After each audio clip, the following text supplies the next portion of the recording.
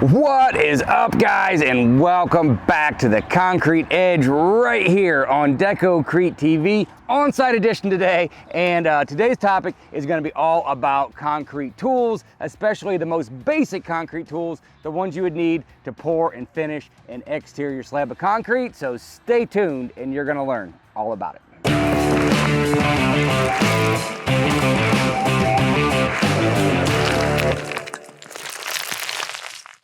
So some of our most popular episodes of the Concrete Edge are some of the most basic ones, and these are kind of part of our Concrete 101 series. And so today we're going all the way back to the basics and just going back to, the very basic tools that you're going to need to do a slab like this. Now, obviously, to complete a job from start to finish, there's a lot more stuff that you're going to need, but this would be all the stuff that pertains to pouring and finishing. And the first one is going to be a pair of boots. Obviously, to pour the concrete, even a slab that's pretty small like this one, we're going to have to walk in the concrete in order to pour it. So we're going to need something to put over our shoes to protect our feet. And even if you have a pair of lace-up work boots that are completely waterproof, it is not a good idea to walk right through the concrete with those. At very least, you're going to need something like this.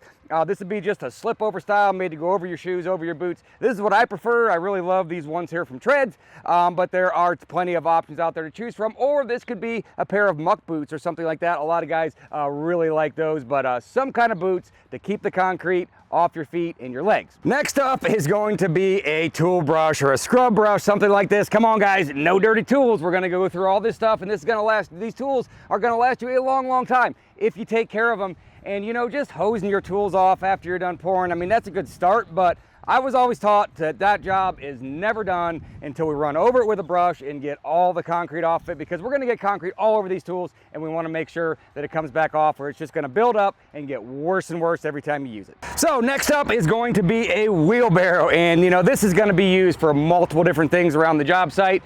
We might use this to haul gravel or dirt or haul tools from the trailer over to the slab. Maybe you need this to actually pour some of the concrete. Sometimes the truck can't get to every corner and you're gonna have to wheel a little bit of it. Or maybe one of the most important jobs is this is something that we're gonna use to fill up with water so we can keep our tools clean. And so it's always a good idea, make sure you have this on site. And so next up is going to be a rake, or what I would call a rake. Some people might call this a come along or maybe a concrete placer, but no matter what, this is gonna be the very first tool that we're gonna use when the concrete starts coming out of the truck. And this is what we use to sort of spread it around or rake it around, if you will. That's why to me this is just a rake. But we're going to use this, again, push the concrete into place. Maybe these things are made that's got a little bit of an angle so we can pull with it. We can also kind of puddle the concrete up along the edges. And so this one right here, some sort of rake like this, is going to be the most common thing you're going to see, especially around the Midwest, for this first step, as far as just kind of pushing the concrete in, sort of roughing it in, if you will, before we get to the next step. And we're going to use this the whole way through to rake the concrete back, even as we're screeding it. And this also works really great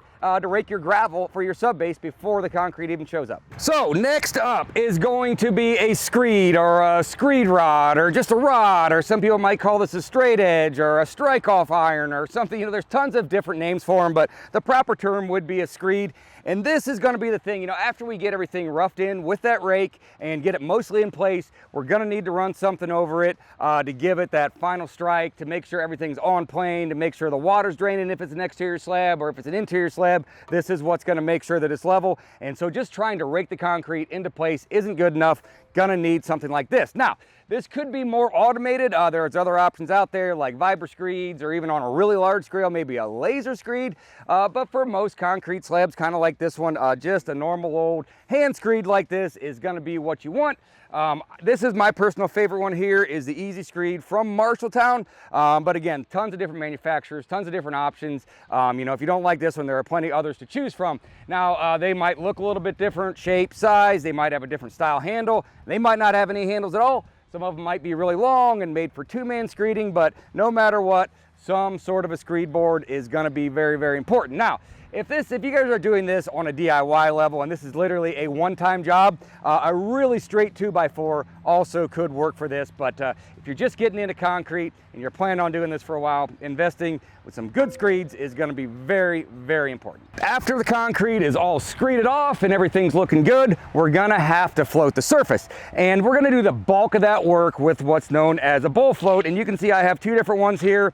This one's made out of resin, and it kind of acts like an old school wooden bowl float. I really love this one, especially for stamped concrete, but even for this little pad here that we're just brooming, I really like this float, especially to float it the first time. Now, there are other options out there. This one is made out of magnesium, and this is a lot more common. This happens to be the Pro Float from Superior. Get them in square ends, you can get them in round ends, kind of like this.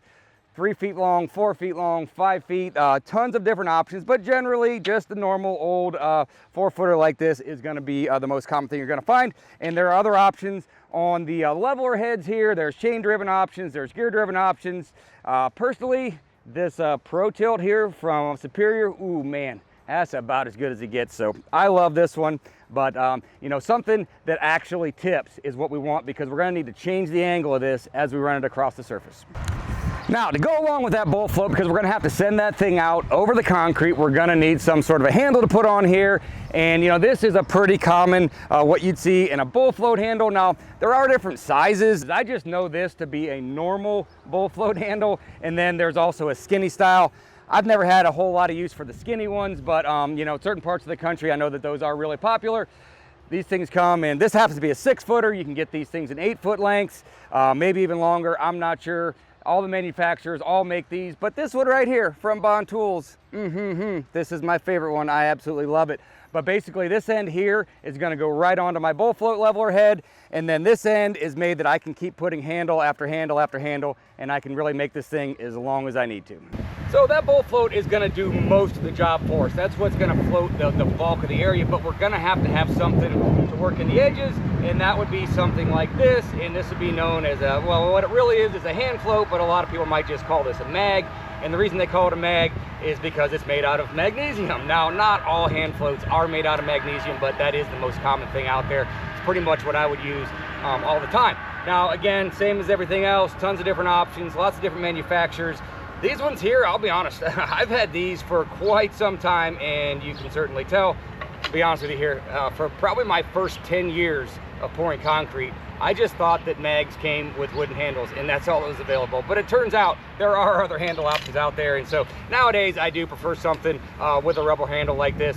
And this one here from Marshalltown, again, just happens to be my favorite one, but you can get them square end, you can get them fully rounded ends, different shapes, lengths, sizes, all kinds of stuff, but we're gonna have to have this to work in the edges, and we might actually use this during the pouring and screeding process. You know, sometimes you might want to pre-float around a drain or something like that. So this is one of those tools that you're going to have on you pretty much the whole time. Now, to go along with that mag while you're working in the edges, at a certain point, maybe it's going to be the right away, but a lot of times we might let the concrete sit for 10 minutes or so before we do this.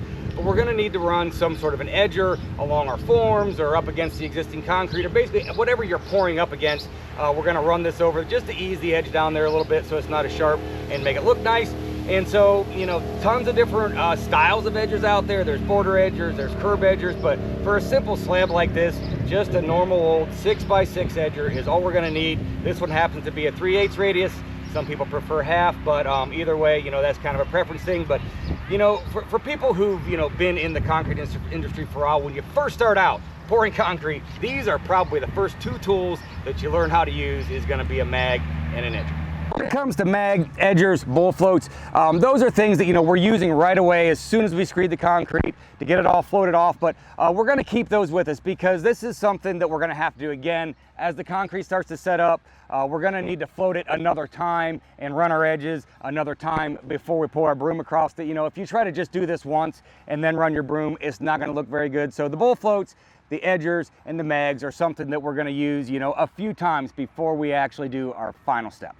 Now, something else that you might need on certain slabs. We're not gonna need this today because we can get to all the sides of this slab and it's pretty small, but you know, if you're pouring up against a house or a building, or if there's, you know, an edge that you can't reach, you're gonna need some sort of knee board so you can actually get out on the concrete and work the edge in. And so this here just happens to be the coolest knee boards in the world, and these things are incredible. Now, you don't have to go out and buy something that's gonna cost you quite this much.